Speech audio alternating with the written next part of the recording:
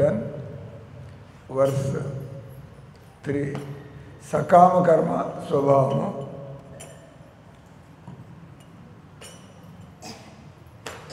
సుప్తస్య విషయాలోక ధ్యాయతో మనోరథ నానాత్మకత్వాదిఫల తదా వేదాత్మ నిర్గుణై.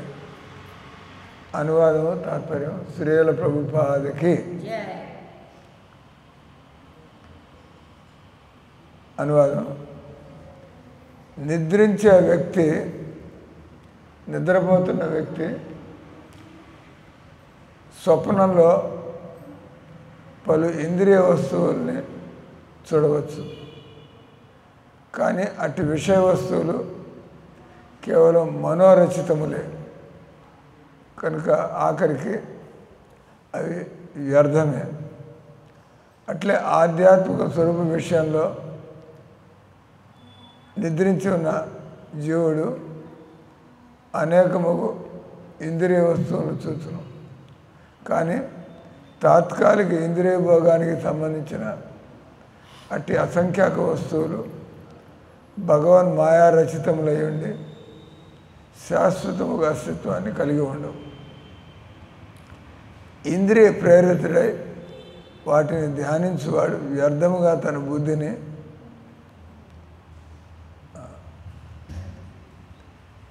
నిరుపయోగం చేసుకున్నవాడు. ఇక్కడ చెబుతుంది పగటి కళ. ఇటు పక్కరండి, మీరటే.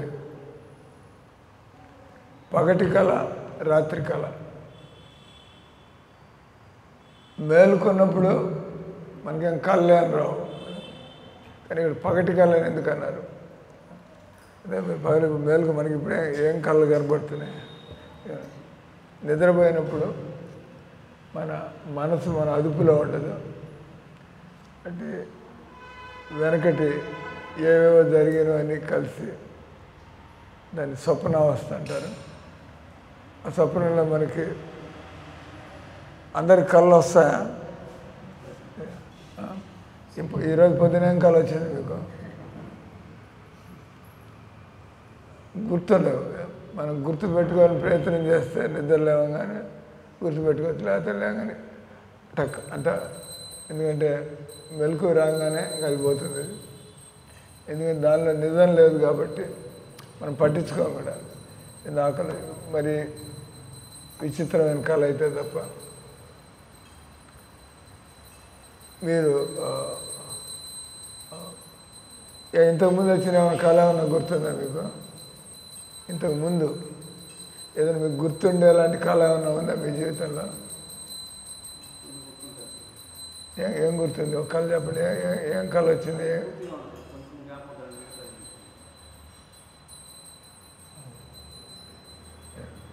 అలా కొన్ని కళలు మనకి గుర్తుంటాయి. దానికి ఏదో మేముంటాం, నిద్రపోతున్నాం కానీ ఏదో మందిరంలో భజన చేస్తాం. ఈ లోపల గురువు గారు వచ్చి అంట కళ. మీకు మీ బంధువులు ఎవరో వచ్చి ఇట్లాంటి కళలు వస్తుంటాయి. మీ షాపు గురించి కూడా ఎప్పుడైనా మీ షాప్ కళలు కూడా వస్తుంటాయి. షాపులో ఉన్నట్టుగా నిద్రపోతుంటే షాపులో మీరు పనిచేస్తుంటే వస్తాయి రకరకాలు ఏమైనా వస్తూ ఉంటాయి. కాబట్టి ఇక్కడ పగటి కళ, రాత్రి కళ అనేది అందరికీ తెలుసు. మనం నిద్రపోతున్నప్పుడు మన ఒళ్ళు అదుపులో ఉండదు మన మనస్సు. కాబట్టి తర్వాత ఈ గరుడ పురాణం చదువుతూ ఉంటుంది. గరుడ పురాణం ఏమైనా చనిపోయినప్పుడు చదువుతూ ఉంటారు. గరుడ పురాణం నుంచి ఎట్లాంటి పనులు చేసిన వాడికి ఏం గతి పడుతుంది, ఎవరు బల్లి జన్మెత్తారు, ఎవరు పిల్లి జన్మెత్తారు, ఎవరు గుడ్డివాడిగా జన్మెత్తాడు. ఇట్లా ఈ గరుడ పురాణంలో మనం చేసిన కర్మలకి ఏమేమి ఫలితాలు ఉంటాయి, అయితే ఎలాంటి వాళ్ళు నరకానికి పోతారు, ఎలాంటి వాళ్ళు నరకానికి పోతారు తెలుసా? నరకానికి ఎవరు పోతారు?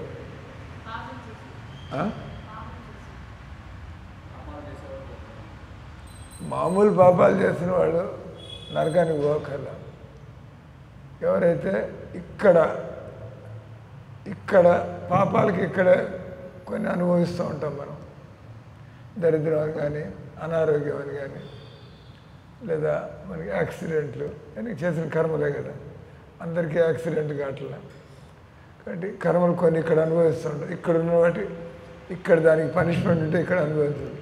కానీ మనం ఘోరమైన కర్మలు చేస్తే, ఘోరమైన కర్మలు అంటే పెళ్లి చేసుకోకుండా స్త్రీతో తిరగడం, లేదా మగవాడు స్త్రీ మగవాడితో తిరగడం, అది దానికి శాంక్షన్ లేదు.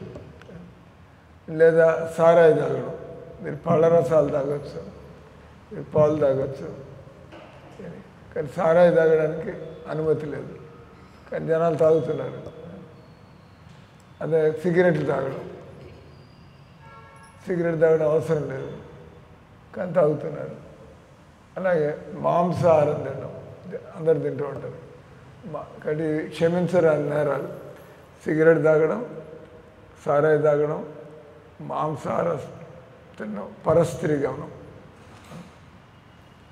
ఈ నాలుగిటికి ఇక్కడ ఉండేటువంటి పనిష్మెంట్లు సరిపోవు. మీరు ఇటువంటి వాళ్ళకి ఏం పడుతుందో తెలియాలంటే లక్ష్మి, ఇక్కడ మేము బొమ్మలు పెట్టాం కదా, గోడలకన్నీ బొమ్మలు కనపడుతున్నాయి కదా. ఇవన్నీ కృష్ణుడి లీలలు. బయట చైతన్య మహాప్రభు ఈ మంత్రం ఆయనకి సంబంధించిన లీలలు బయట గోడలకి అన్నీ. ఎందుకు ఈ స్టోరీలన్నీ మీరు మందిరం వాళ్ళతో కూర్చొని ఇప్పుడు కృష్ణుడు ఎలా జన్మించాడు, మనలాగా జన్మించాడా, ఎన్ని భాగవతం నుంచి ఎన్ని భాగవతం లీలలు. బయట గోడకి చైతన్య మహాప్రభు లీలలు. ఇప్పుడు రాముడి లీలల్లాగా మనకి మనుష్య రూపంలో 3 అవతారాలు ముఖ్యంగా, రాముడు, కృష్ణుడు, ఆ తర్వాత చైతన్య మహాప్రభు. ఇంకా బాగా అనేక అవతారం మనకి తెలిసినవి ముఖ్యంగా. అంటే ఆ లీలలో మందిరానికి 15 డోములు ఉన్నాయి. బయట నుంచి చూస్తే పెద్ద మెయిన్ డోమ్ కాకుండా ఇంకా డోములు ఉన్నాయి మందిరం చుట్టూరు. జనాలకి బయట నుంచి పోయే వాళ్ళకి తెలియడానికి ఇది మందిరం, ఎవరైనా కూడా లోపలికి రావచ్చు. మందిరం అంటే ఎవరైనా పోవచ్చు. ఆ డోము లోపల 4 పక్కల 4 మళ్ళీ ఇట్లాంటి బొమ్మలు ఉన్నాయి. ఇది భాగవతంలో మనం చదువుతుంది.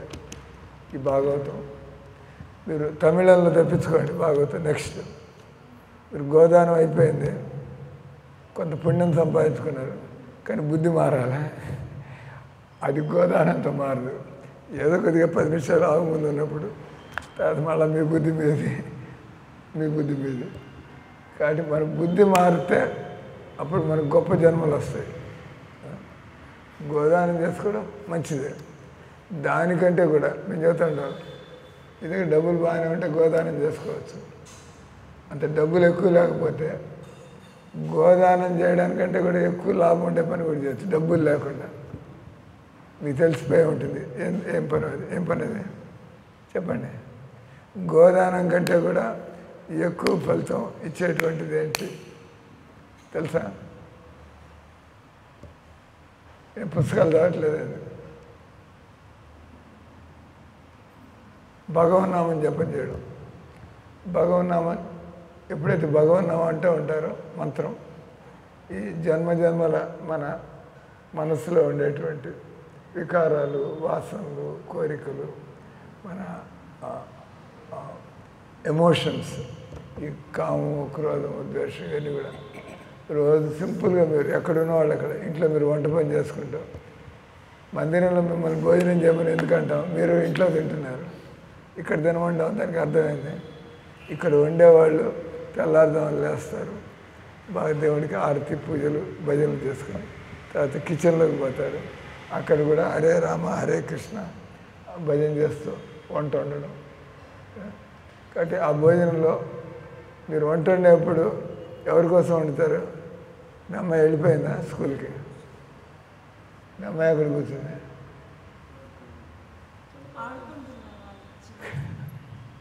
ఆడుకుంటుంది.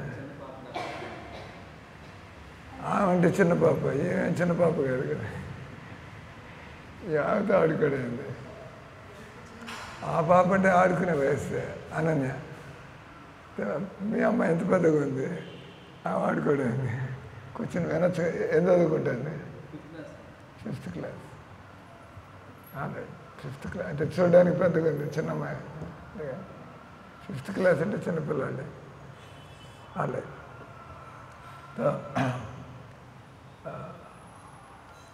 మీరు వంట వండేప్పుడు మీరు ఏమనుకుంటే వండుతారు? మీరు రోజు వంటగదిలోకి పోతారు, వండేప్పుడు ఏం ఆలోచిస్తూ ఉంటారు?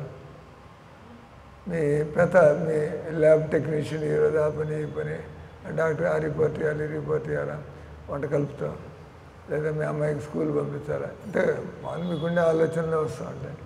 మీరు మీకేం పనులు ఉన్నాయి, ఇంటి పనులు ఉన్నాయి, బంధువులతో పనులు ఉన్నాయి, మీ షాపులో పనులు ఉన్నాయి, ఎన్ని గుర్తొస్తుంటే చేస్తూ ఉంటారు పని.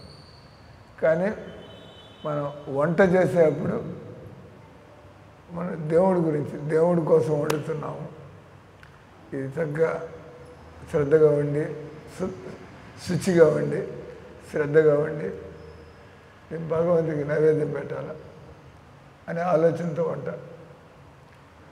అలా ఆలోచన రాగానే వెంటనే ఆ భోజనం యొక్క స్వభావం మారిపోతుంది. మీరు వండేప్పుడు భగవంతుడి ఆలోచనలు లేవు, మామూలుగా ఆలోచిస్తున్నారు. గడ్డి చెత్త మామూలు వండుకుని తింటున్నారు. అందుకే మన బతుకేం బాగుపడదు. రోజు తింటూ ఉంటారు. మనకుండే స్వభావం అట్లాగే ఉంటుంది. మనకుండే కోపం, ఈర్ష్య, ద్వేషం, ఎందుకంటే దానికి మనం మెడిసిన్ ఏం తీసుకోవటంలా. అంటే మీకు చెప్పింది గోదానం కంటే కూడా గోదానం కొంత ఫలితం.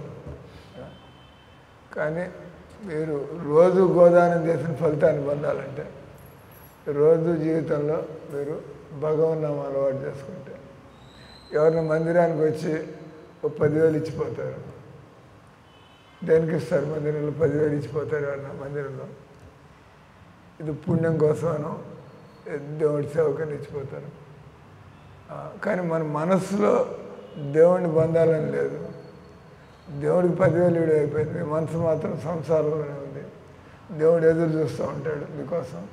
కానీ 10,000తో మీరు సరిపెట్టుకున్నారు. మీరు అట్లా నిద్రపోతూ ఉంటారు, మాకు అర్థం కాదు. నిలబడండి, నాన్సెన్స్. ఏం భయం లేదు, రోజు చూస్తుంటే ఆయన కూడా బస్. రాత్రి నిద్రపోరు ఆయన సరిగ్గా.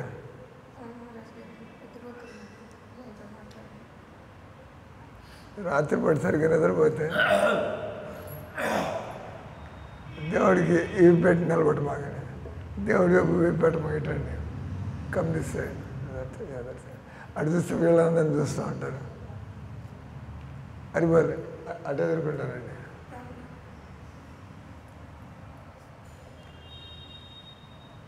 దానికి శాస్త్రం ఉంది, గోకోటి దానం గ్రహణం ఖగస్య.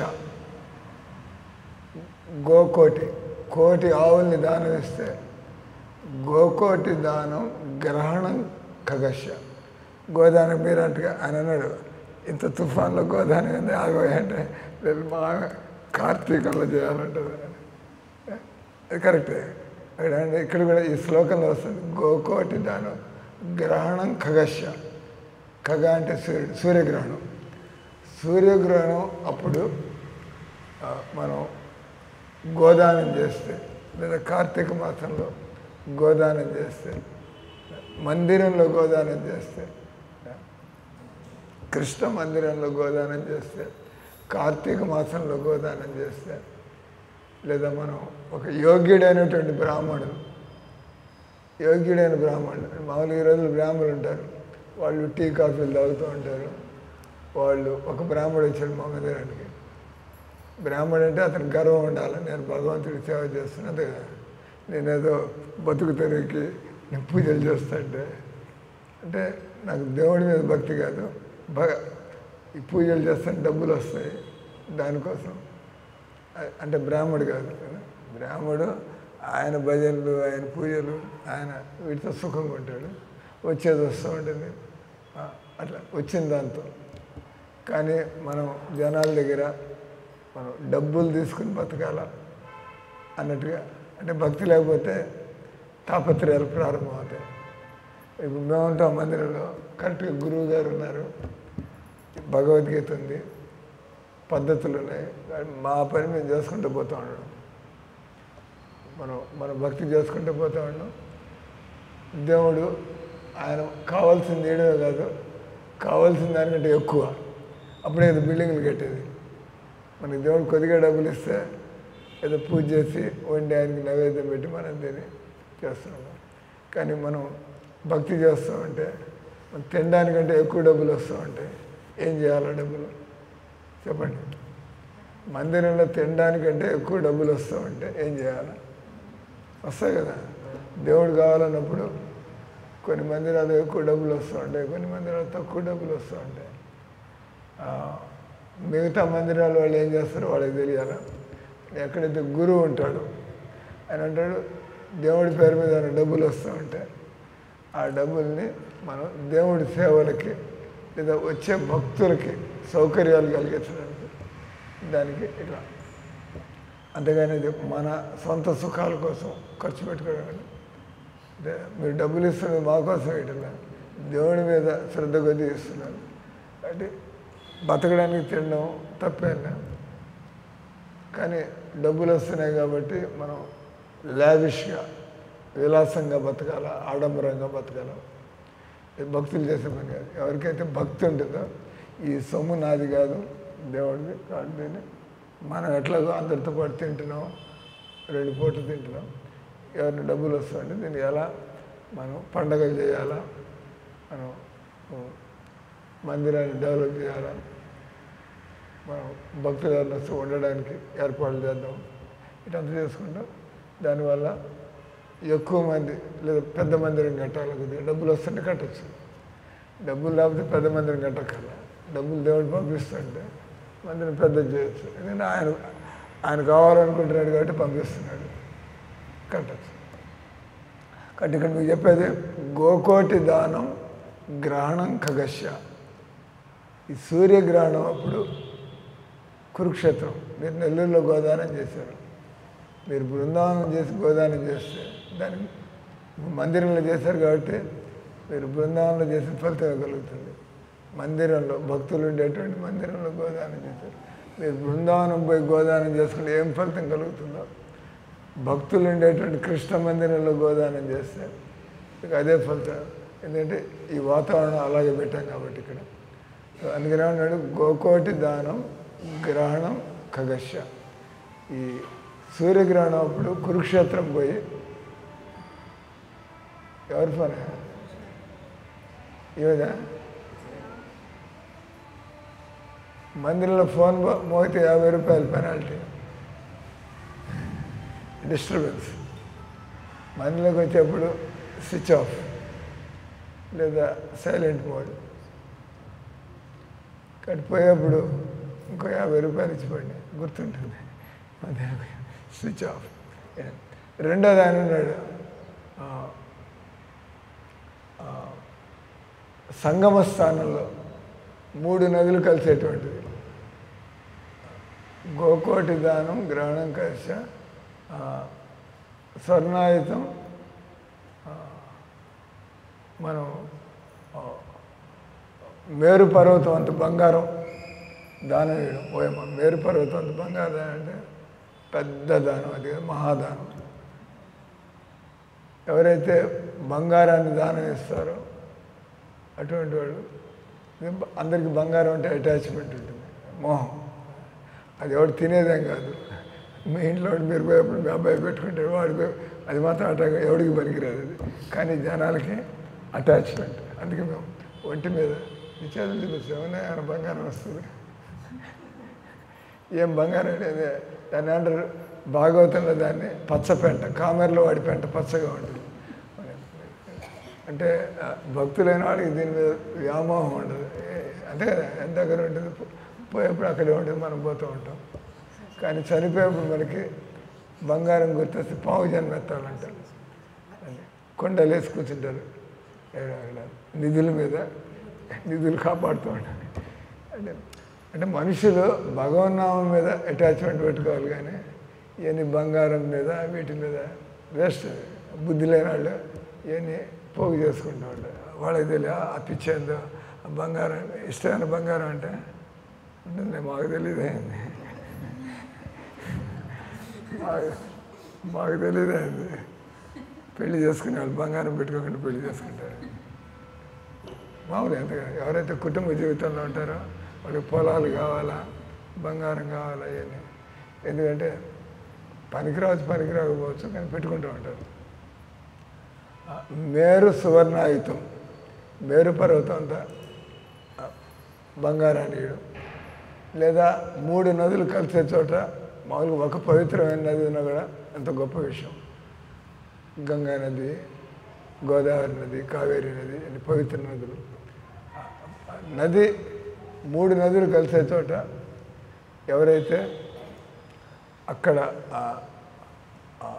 నివాసం చేస్తారో నది ఒడ్డున, గంగా నది ఒడ్డున 3 నదులు కలిసేటువంటి ఒడ్డు నది అంటే ప్రయాగరాజ్, అలహాబాద్లో ఎవరైతే అక్కడ నివాసం ఉంటారో వాళ్ళు రోజు 3 నదుల స్నానాలు ఆ నీళ్ళ తాగుతూ ఉంటారు.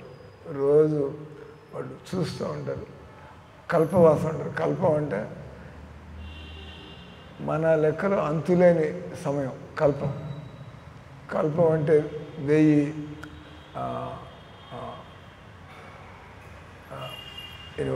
కల్పం అంటే బ్రహ్మదేవుడి యొక్క ఆయుష్. బ్రహ్మదేవుడు కల్పం కాలం ఉంటాడు ఆయన.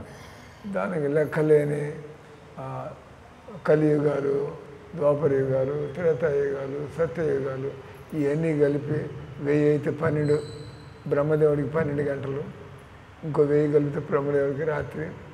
ఇట్లాంటి 30 రోజులైతే నెల. మన తలకందల లెక్క అది బ్రహ్మదేవుడి యొక్క ఆయుష్. ఎవరైతే అంతకాలం 3 నదులు ఉండే చోటు ఉంటారో ఎంత పుణ్యం సంపాదిస్తారు. అంటే ఇవన్నీ కూడా నసమం గోవిందనామాలు. మనం గోవిందనామం ఎవరైతే శ్రద్ధగా ఒక్కసారి అంటారో వీటి ఫలితానికంటే కూడా ఎక్కువ ఫలితం. ఎందుకంటే అసలు విషయం వచ్చి మనం ఎన్ని పుణ్యాలు చేసినా కూడా మనకి మళ్ళీ మళ్ళీ జన్మ కలుగుతుందంటే ఇంకా మన కర్మలు పండినట్లు లెక్క, అంతే కదా. ఈ భూమి మీద జన్మెత్తి ముసలితనం, రోగం, చావు. మీరు టాటా గారింట్లో పుట్టచ్చు, కోట్ల మధ్యలో అంబానీ గారింట్లో పుట్టచ్చు. కానీ అంబానీ గారికి ముసలితనం రాదా, రోగం రాదా? వస్తాయి కదా, ఎవరికైనా తప్పించుకోలేదు.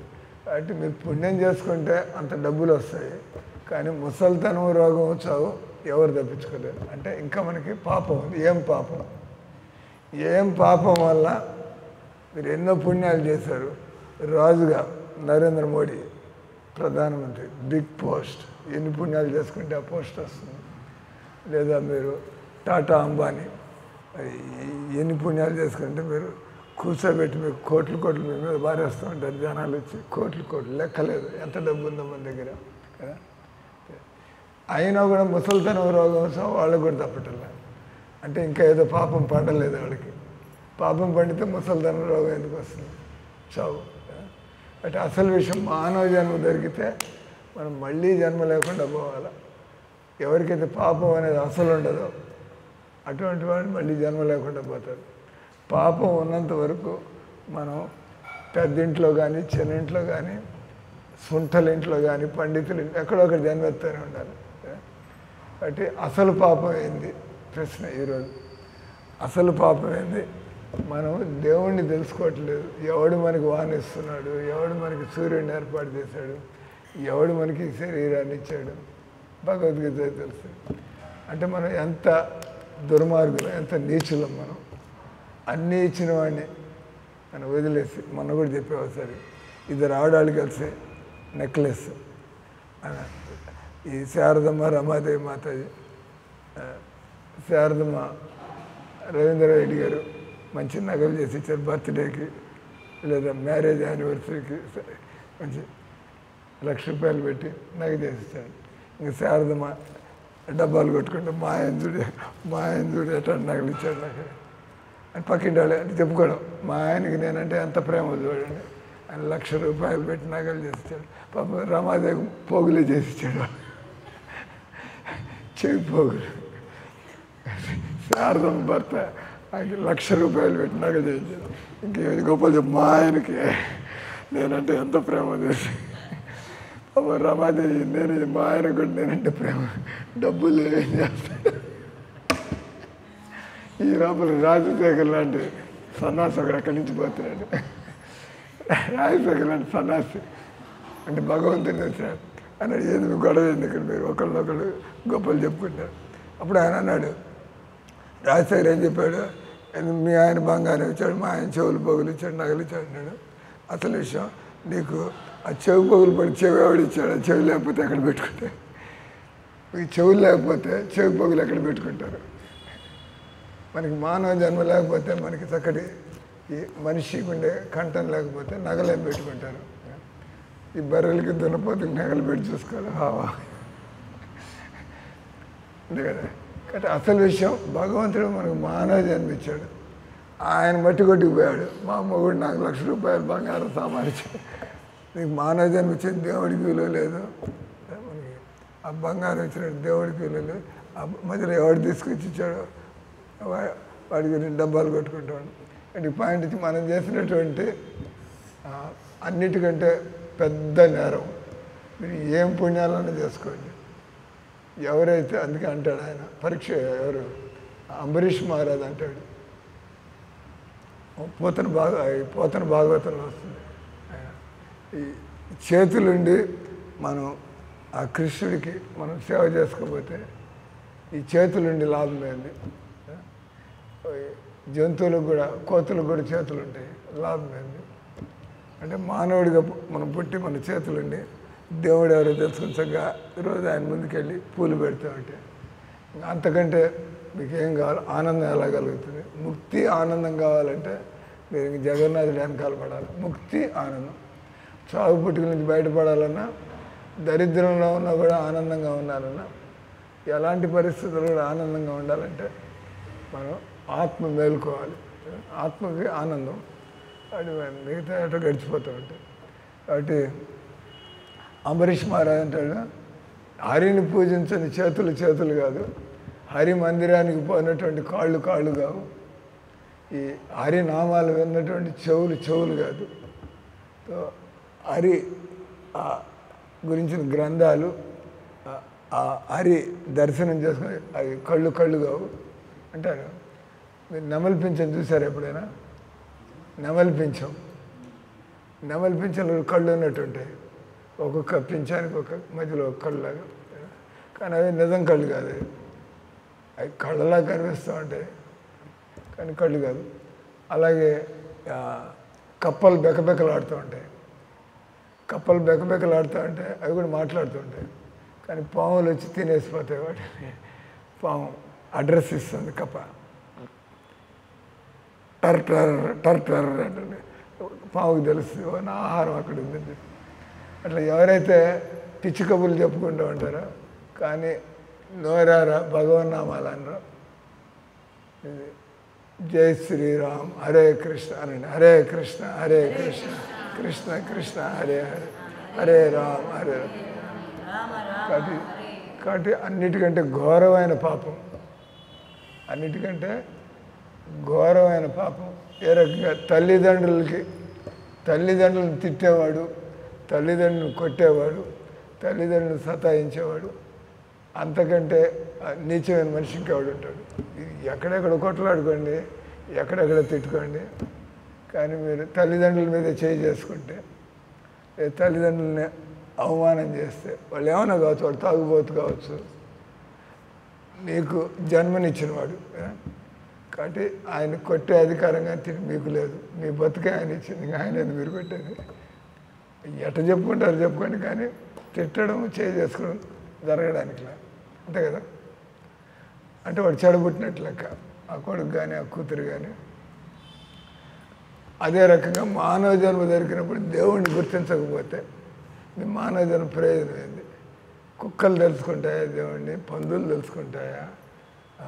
గుర్రాలు తెలుసుకుంటాయా దేవుణ్ణి? అవన్నీ తెలుసుకునే అవకాశం లేదు. మనిషి తెలుసుకోగలడు. కానీ మనిషిగా పుట్టి మీరు దేవుణ్ణి తెలుసుకోకపోతే ఏమన్నా కానీ మీరు పిహెచ్డీ చేయండి, మీరు అమెరికా వెళ్ళిపోండి, మీరు కోట్లు సంపాదించండి, ప్రధానమంత్రి అయిపోండి, ನೀವು వచ్చేదానికి ఏం గ్యారంటీ లేదు. ఎందుకంటే మనం దేవుని నియమాలు తెలుసుకోలేదు, దేవుణ్ణి తెలుసుకోలేదు. అటు ఇక్కడ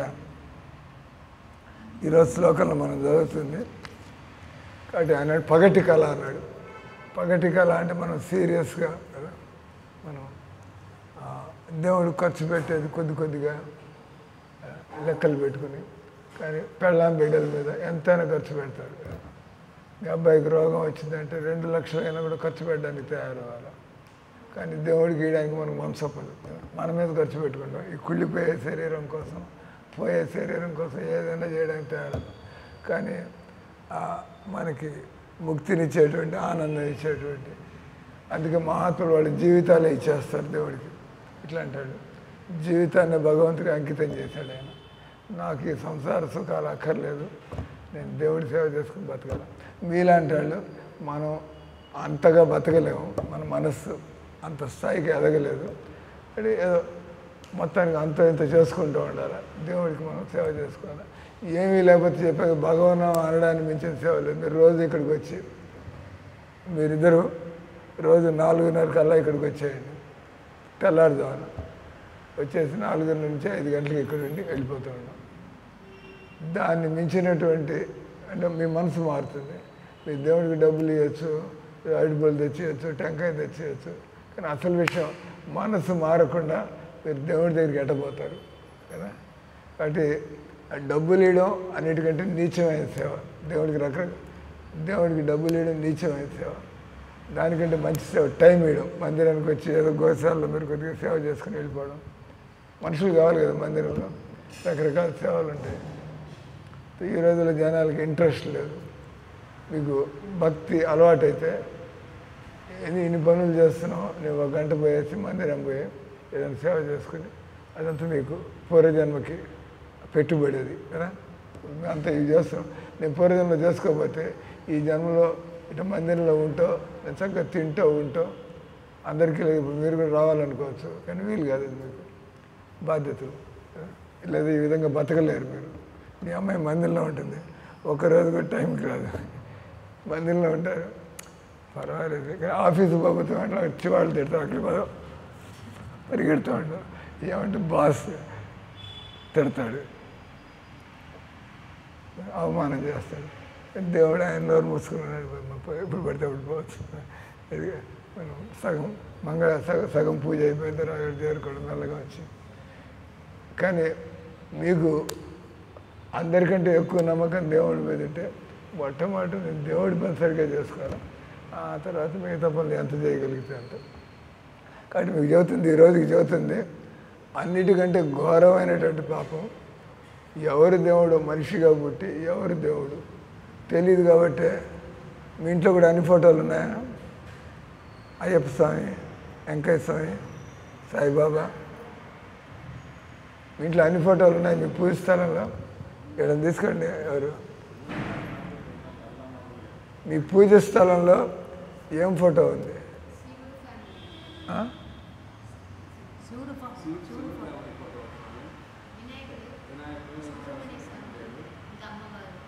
కాబట్టి రకరకాలు ఉన్నాయి, ఒకటి కాదు. తెలియదు కాబట్టి మనకి దేవుడు ఎవరో తెలియదు, అని అన్నీ తీసుకొచ్చి పెడతా ఉన్నాం. ఎవరి దేవుడు ఆయన చూసుకుంటాడు. మనం అన్నీ పెట్టేసి రియాజ్ చేయడం మనకి తెలియదు. అడగాలి మీరు ఇన్ని ఫోటోలు ఎందుకు పెట్టాలా? దేవుడు తెలిసి మీరు చూస్తారు. ఎక్కడ చూసినా కూడా ఆయన జగన్నాథుడు, ఆయన కొలువు అది. జగన్నాథుడు, బలదేవుడు, సుభద్ర, రాధాకృష్ణుడు, అంత కృష్ణుడే. వేరే ఇక్కడ శివుడు, వినాయకుడు ఏం లేవు, పక్కన పెట్టుంటారు. వినాయకుడు ఉన్నాడు పక్కన, గౌరవించడు. కానీ పూజ స్థలంలో పెట్టలే. క్లియర్గా తెలుసు కాబట్టి భగవద్గీత చదివాము. భగవద్గీత అయితే దేవుడు ఎవరు, దేవతలు ఎవరు అని తెలుస్తాయి. అది తెలుసుకోగలిగితే మీరు మీ మానవ జన్మ 70% సక్సెస్. కృష్ణుడు దేవుడు, రాముడు దేవుడు, విష్ణుమూర్తి దేవుడు, అయిపోయింది. మిగతా వాళ్ళకి దండం పెడతాము. సాయిబాబాకి ఏం చేస్తారు?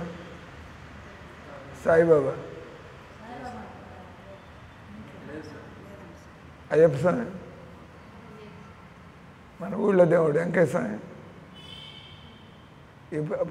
పర్వాలేదు. కొంత కొంత వాళ్ళ గురించి ఏమనుకుంటారు మీరు?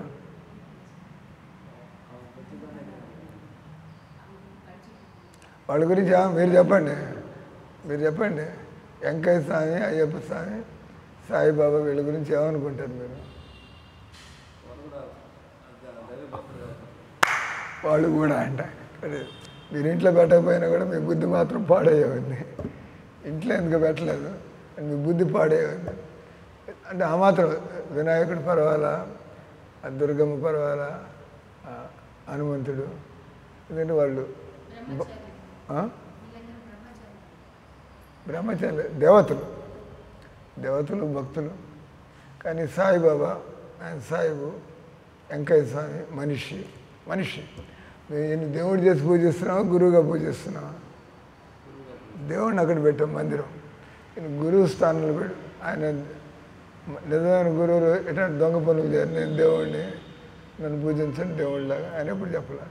నేను దేవుడి యొక్క దాసుని, ఆయన మమ్మల్ని మోసం చేయలేదు కాబట్టి ఆయన గట్టిగా పూజిస్తాం అంతా చెప్పి బాగా కృష్ణ భక్తాలకు ఎక్కించాడు. ఆయన పుస్తకాలు చదవండి తెలుస్తుంది, భగవద్గీతను ఎట్లా చెప్పాడు ఆయన చక్కగా.